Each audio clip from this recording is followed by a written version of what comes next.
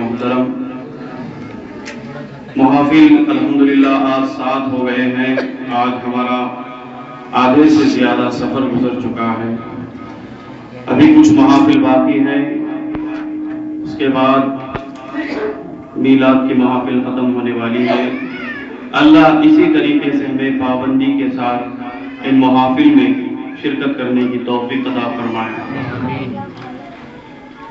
آپ لوگوں نے ہمارے لیے وقت دیا تو یقیناً قیامت کے دن حضور ہمارے لیے شفاعت کریں گے. یہ میں نہیں بلکہ خود حضور فرماتے ہیں. عزیزان محترم، محمد کے غلاموں کے لیے کسی شاعر نے کیا خوب کہا ہے جو آپ سامعین کے لیے یہ شعر بڑا آپ کے لیے یقیناً یہ لکھا ہوا سمجھتا ہوں میں. محمد کی غلامی بڑا صلہ دے گی، محمد کی غلامی بڑا صلہ دے گی، چہرے کو گلاب کی طرح کھلا دے گی. محمد کی غلامی بڑا صلہ دے گی، چہرے کو گلاب کی طرح کھلا دے گی. مت چھوڑنا کبھی دامن مصطفیٰ، مت چھوڑنا کبھی دامن مصطفیٰ، یہ محبت تمہیں اللہ سے ملا دے گی. اللہ ہمیں اس محبت کے ذریعے سے مقبول و محبوب فرمائے.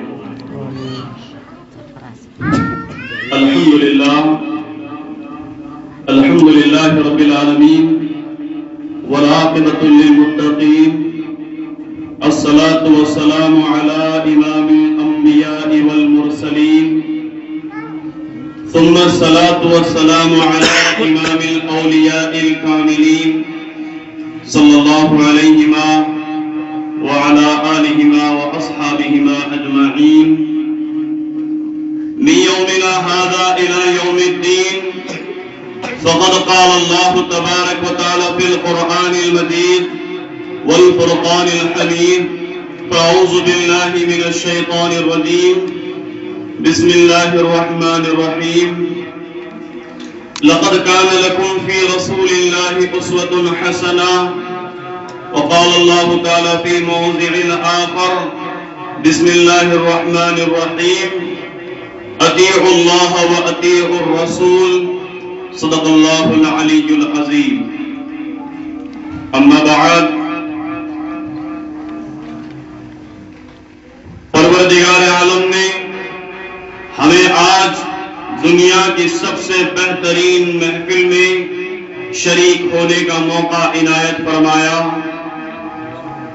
عزیزان محترم، ہمارے نبی محمد عربی صلی اللہ علیہ وسلم ساری کائنات کے لیے فخر موجودات بن کر آئے. آپ صلی اللہ علیہ وسلم کے طفیل میں اللہ نے ہمیں ہر باریک سے باریک نعمتیں عطا فرمائی. آپ اپنی نعمتوں کا شمار کرتے چلے جائیں تو آپ اپنی نعمتوں کو شمار نہیں کر سکتے.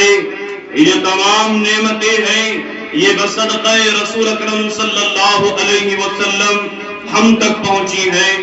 اگر آپ کا صدقہ نہ ہوتا تو یہ نعمتوں سے ہم سرفراز نہ ہوتے.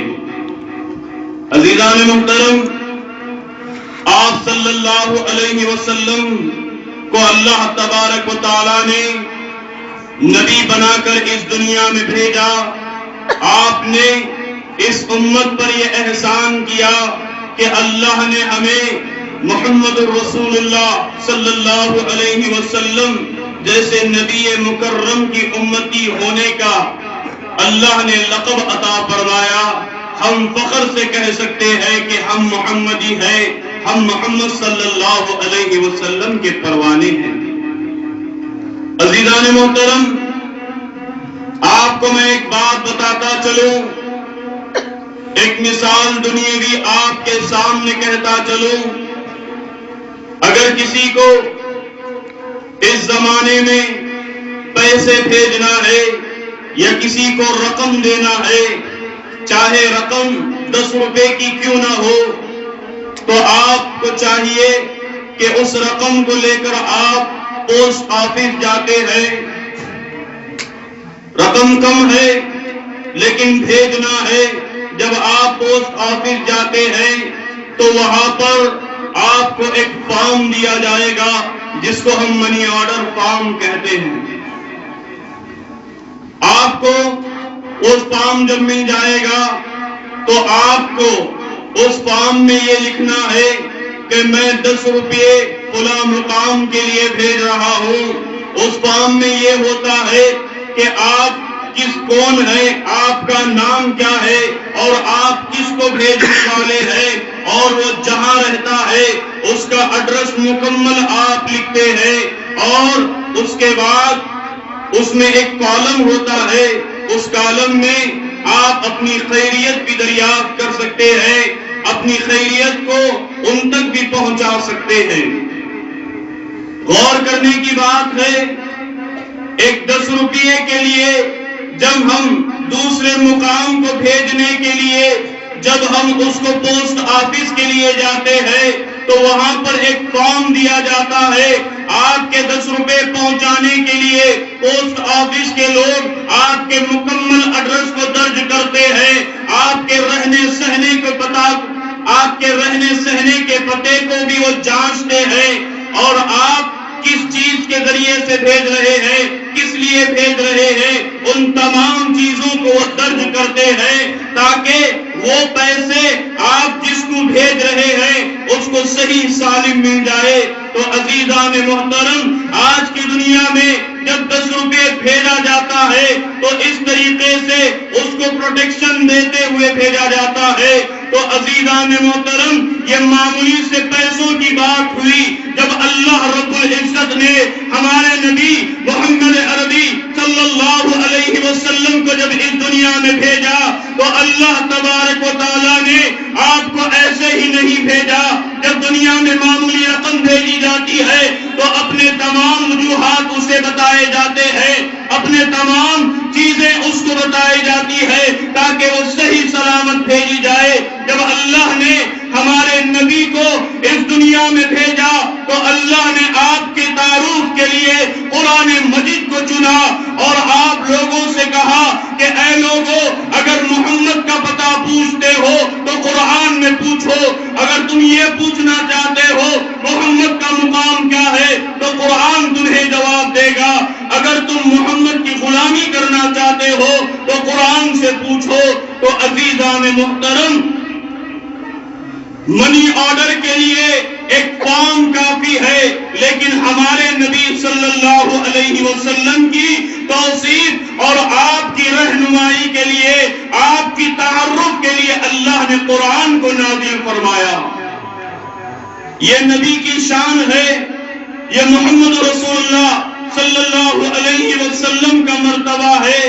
آپ صلی اللہ علیہ وسلم سے جو بھی محبت و عقیدت جوڑتا ہے تو اللہ اس کو شفا یاب اور فیض یاب اور یوم قیامت کے دن حضور کا امتی قرار دیں گے. عزیزان محترم، محمد رسول اللہ صلی اللہ علیہ وسلم سے جو بھی محبت کرتا ہے اللہ قرآن میں یہ بھی فرماتے ہیں کہ جو میرے نبی سے محبت کرے گا میں بھی اس سے محبت کروں گا. ہمارے نبی کی یہ شان ہے. آپ کو ایک واقعے کے ذریعے سے اس بات کی دلیل دیتا چلوں کہ ایک مرتبہ حضور اقدس صلی اللہ علیہ وسلم حضرت ابو بکر صدیق رضی اللہ تعالی عنہ کو بلواتے ہیں، کہتے ہیں کہ اے ابو بکر، یہ انگشتری ہے، یہ انگوٹھی ہے، اس پر کلمہ لا الہ الا اللہ لکھوا کر لاؤ. جب حضرت ابو بکر صدیق حکم بجا لانے کے لیے، آپ صلی اللہ علیہ وسلم کی اطاعت کرنے کے لیے اس انگشتری کو لے کر راستے میں جاتے ہیں تو جب حضور کے اس الفاظ کو ملاحظہ کرتے ہیں کہ حضور نے فرمایا کہ اے ابو بکر، تم اس کلمے، اس انگشتری پر، اس انگوٹی پر لا الہ الا اللہ لکھواؤ. تو حضرت ابو بکر سوچتے ہیں، سوچنے پر آپ مجبور ہو جاتے ہیں کہ حضور نے جلد بازی میں فرمایا ہوگا کہ لا الہ الا اللہ لکھواؤ۔ میں دیکھتا ہوں جنت کے شجر و اجر کے ساتھ لا الہ الا اللہ کے ساتھ محمد رسول اللہ موجود ہے، عرش بری پر لا الہ الا اللہ کے ساتھ محمد رسول اللہ موجود ہے، یہاں تک کہ سدرۃ المنتہا پر بھی لا الہ الا اللہ کے ساتھ محمد رسول اللہ موجود ہے۔ میں نے لا الہ الا اللہ کے ساتھ محمد رسول اللہ کو جدا نہیں پایا۔ میں یہ کیسے کر سکتا ہوں کہ اس انگشتری پر صرف لا الہ الا اللہ کیسے لکھوا سکتا ہوں؟ یہ سوچتے سوچتے جب آپ انگشت تراش کے پاس جاتے ہیں، انگشتری بنانے والے کے پاس جاتے ہیں، کہتے ہیں کہ اس میں لا الہ الا اللہ کے ساتھ محمد رسول اللہ بھی لکھ دینا۔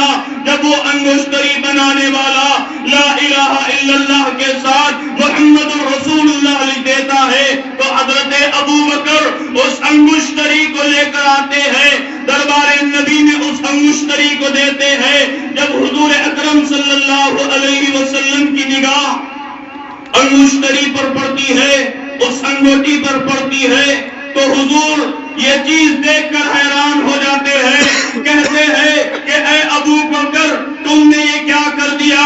میں نے تو صرف لا الہ الا اللہ لکھوانے کے لیے کہا تھا، تم نے یہ کیا لکھوا دیا؟ تو حضرت ابو بکر صدیق رضی اللہ تعالی عنہ فرماتے ہیں اے اللہ، میں نے جہاں بھی لا الہ الا اللہ کو دیکھا وہاں محمد رسول اللہ کو پایا۔ جنت کے شجر و حجر پر لا الہ الا اللہ کے ساتھ محمد رسول اللہ موجود ہے، جنت کے برگ و ثمر پر لا الہ الا اللہ کے ساتھ محمد رسول اللہ موجود ہے۔ یا رسول اللہ صلی اللہ علیہ وسلم، یہ مجھے گوارا نہ ہوا کہ میں آپ کو آپ کے نام کے ساتھ اللہ کا نام بھی لکھوں۔